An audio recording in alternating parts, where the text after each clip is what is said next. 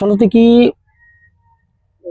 বন বিভাগে ইয়াৰ বাবে বন বিভাগে তাৰমানে কোনো ধৰণৰ সূক্ষ্ম পৰ্যবেক্ষণ কৰিব লাগিছিল। প্ৰথমে আজি 7-8 বছৰ আগতে খাল খান্দিছিল সীমাত, প্ৰকাণ্ড খাল খান্দিছে।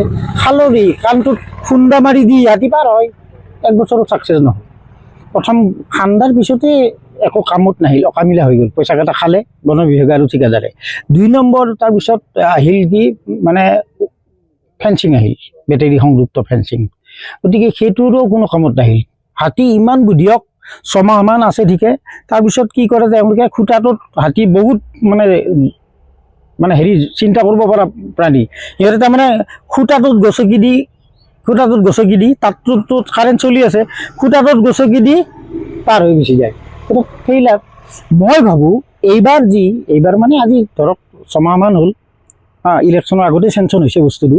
আচ্ছা, আৰু এতিয়া আমাৰ দক্ষিণ কামৰূপৰ ৰাইজে মানে জনাই নজনাই, পাৰাই নৰাই কৈ আছে। কিছুমানতো এনেকুৱা পণ্ডিতালি কৰা মানুহ আছে, জন্ম নিয়ন্ত্ৰণৰ কথাও কৈছে। মই হাঁহিছোঁ। হাতীৰ জন্ম নিয়ন্ত্ৰণ কৰিব লাগে, তাৰমানে আকাশত চাং পাতা কথা কৈ লাভ নাই, এতিয়া বাস্তৱৰ কথা ক'ব লাগে। প্ৰথম কথা, বন ধ্বংস ব্যাপক হাৰত হৈছে। এতিয়াও যদি শুকুৰবিৰা বৰ্ডাৰ শুকুৰবিৰা গেটত থাকে, ৰাতি 10ৰ পৰা 15খন ট্ৰাক চোৰাং কাঠৰ ট্ৰাক যায়। সম্পূৰ্ণ বন বিষয়া ৰাণীৰ আৰু DFৰ জ্ঞাত সাৰে এই চোৰাং কাৰবাৰটো আমাৰ দক্ষিণ কামৰূপৰ কাটচুৰসকলে, কাটচুৰ বুলিয়ে কৈছোঁ মই, থাকিব পাৰে ডাঙৰ ডাঙৰ প্ৰকাণ্ড অট্টালিকা, কাটচুৰ বুলিয়ে কৈছোঁ। আৰু তেওঁলোকে আৰু হাঁহি উঠে, তেওঁলোকে আৰু হাতীৰ কথা, জন্ম নিয়ন্ত্ৰণৰ কথা সমজিলাৰ আয়ুক্তক ক'ব যায়। হাঁহি নুঠা কথা নেকি? গতিকে সেইসকলে কি জানিব পাৱাৰ ফেন্সিং ক'ত হৈছে, কেনেকৈ হৈছে? সেইটো মই ভাবোঁ এইটো বন্ধ ৰাখি পুনৰ বিশেষজ্ঞ যিসকল আছে হাতীৰ, ৱাইল্ড লাইফ ডিপাৰ্টমেণ্টত এতিয়াও বহুত বিশেষজ্ঞ আছে। ৰাজ্যৰ আছে, চেণ্ট্ৰেল আছে, কাৰণ চেণ্ট্ৰেল গভৰ্ণমেণ্ট আণ্ডাৰটেকিং ৱাইল্ড লাইফটো। চেণ্ট্ৰেল গভৰ্ণমেণ্টৰ ভাল বিশেষজ্ঞ আৰু যদি ভাৰতবৰ্ষৰ বিভিন্ন মানে চাকৰি নকৰাও তেনেকুৱা লোক আছে জ্ঞান থকা, তেওঁলোকক মাতি তেওঁলোকৰ পৰা পৰামৰ্শ লওক যে আমি ফেইলাৰ হ'লোঁ। ঢাকা ফেন্সিং কি সেইটোৱে হ'ব, তাৰ ৱেৰযুক্ত ফেন্সিঙে হ'ব, বেটেৰী থাকিব। কাৰণতো কাৰেণ্ট দিব নোৱাৰে। বন্যপ্ৰাণী সম্পদ, সেই সম্পদে কিন্তু আমাৰ পেটৰ ভাতকেইটা খাই থাকে। গতিকে সেই সম্পদো সুৰক্ষা হওক। আমি হাতীৰ প্ৰতি কোনো বেয়া মনোভাৱ নাই, হাতী সুৰক্ষা হওক। জনা শুনা মানুহক আনি এইটো পুনৰ পৰ্যবেক্ষণ কৰক যে বস্তুটো কি, কিয় ফেইলাৰ হ'ল, কাৰণবোৰ উলিয়াওক, পঢ়িয়াই চাওক।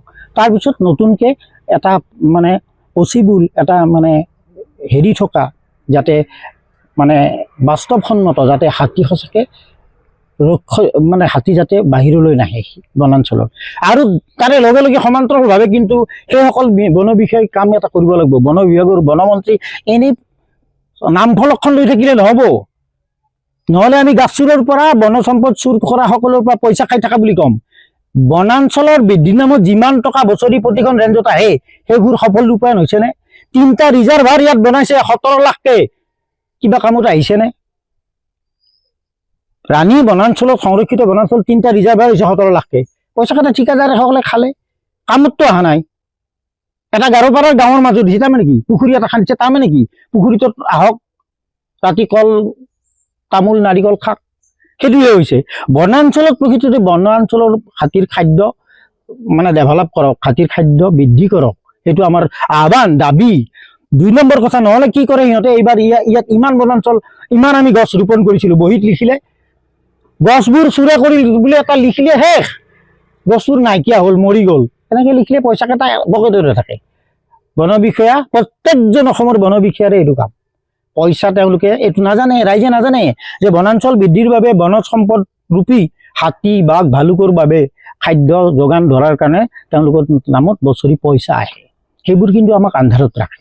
গতিকে প্ৰথম কথা, অধ্যয়ন কৰক সূক্ষ্মভাৱে, বিশেষজ্ঞৰ লগত লগ লাগি, আৰু ৰাইজকো সেই সম্পৰ্কত আস্থাত লওক। ৰাইজেও নিশ্চয় ৰাইজে সমস্যাৰ লগত জৰ্জৰিত যায়, হাতীৰ সদায় দেখা দেখি মুখামুখি হয়, তেওঁলোক নিশ্চয় অভিজ্ঞ। এইবাৰ যিটো প্ৰায় 35 লাখ টকা খবৰ এটা, যোৱাবাৰতো WWF নামৰ যিটো বেপাৰী বুলিয়ে ক'ম, বন্যপ্ৰাণীৰ যিটো ঠিকাদাৰ সংস্থা, সিহঁতে ঠিকা বুলি লয়, ৰেঞ্জাৰক দিলে। ৰাইজৰ পৰা যদি 2 এটাই কিবা সহযোগ কৰে বা প্ৰতিবাদ কৰে, তাকো অলপমান টৰ্চ কেইটামান দিয়ে, 10টামান টচ বছৰে তেওঁলোকে দিব আহে। যেতিয়াই মানে পইচাটো পায় তেতিয়া টচ কেইটামান দি চাহ এটা খানা খুৱাই গুচি যায়। গতিকে এনেধৰণৰ কিন্তু চলিলে নহ'ব।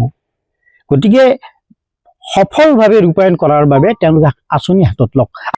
ইয়াৰ প্ৰতিৰোধৰ এটা ব্যৱস্থা কৰিছিল ঢাকা ফেঞ্চিং। আজি 3-4 বছৰ আগত এই ঢাকা ফেঞ্চিঙৰ মানে প্ৰয়োগ কৰি চাইছিলে, কেনেকুৱা সফল হৈছিল? ঢাকা ফেঞ্চিংটো পুৰা সফল হয়, কাৰণ হাতীক ৰোধ কৰিব লাগিলে ঢাকা ফেঞ্চিঙৰ বহুত উপকাৰ কৰে। কাৰণ মানুহৰ যিটো মানে আৰ্থিং থাকে, হাতীৰ চাৰিখন ভৰিত বহুতখিনি মানে আৰ্থিং থাকে, ইয়াতে বিৰাট ঢাক্কা পায়। আৰু ঢাক্কা একবাৰ খালি সেই জেগাতে হাতীটো নাহে। আমি চৰকাৰক বা বন বিভাগক অনুৰোধ কৰিছোঁ যে গোটেই যাতে গাঁও অঞ্চল বাছে ঢাকা ফেঞ্চিংটো যাতে একদম আমাৰ মেঘালয় বৰ্ডাৰৰ পৰা এই অঞ্চলটো সম্পূৰ্ণ ঢাকা ফেঞ্চিংটো দিয়ে। আন্ধেৰিজুলি, পানীচান্দা আদি কৰি গাৰোপাৰা, চল্লি এই অঞ্চলটোত জহাই জহাই হাতীৰ দণ্ডি আছে। এই হাতীৰ দণ্ডিবিলাকত যাতে ঢাকা ফেঞ্চিংটো দিয়ে, আৰু দিলে সম্পূৰ্ণ আমি ৰাইজে আমি উপকৃত হ'ম। এতিয়া কথাটো হ'ল কি, হাতী যে মানে বন অঞ্চলৰ পৰা যে গাঁও অঞ্চললৈ যায়, হাতী মানে কল, কঁঠাল বা ধান যে খাব যায়, এইটো মানে সিহঁতে খাই যিহেতুকে সদ পোৱাৰ কাৰণে সিহঁতে খাৱাৰ কাৰণে ইয়াতে গুচি যায়। এতিয়া সেইকাৰণে হাতীক ৰোধ কৰিব লাগিলে ঢাকা ফেঞ্চিঙক বাদে আমি ৰোধ কৰিব নোৱাৰোঁ। এইবাৰ পুনৰ ঢাকা ফেঞ্চিঙৰ কাৰণে কিবা এটা আহিছে? এইবাৰ ঢাকা ফেঞ্চিঙৰ কাৰণে পইচা আহিছে, কিন্তু কিমান দূৰ কিমান আহিছে আমি সঠিক পোৱা নাই। এতিয়া জাগাত আহিলেহে আমি গোটেইখিনি কথা গম পাম কিমান আহে। কেনেকুৱা হোৱাটো বিচাৰিছে এইবাৰ? এতিয়া আমি তাৰমানে ৰাইজে আমি ঢাকা ফেঞ্চিংটো সম্পূৰ্ণ যাতে আগতকৈ অলপ ভালকৈ ঢাকা ফেঞ্চিং শক্তিশালী কৰে, আৰু ঢাকা ফেঞ্চিংটো চোৱা চিতাৰ কাৰণে মানুহ ৰাখিব লাগিব।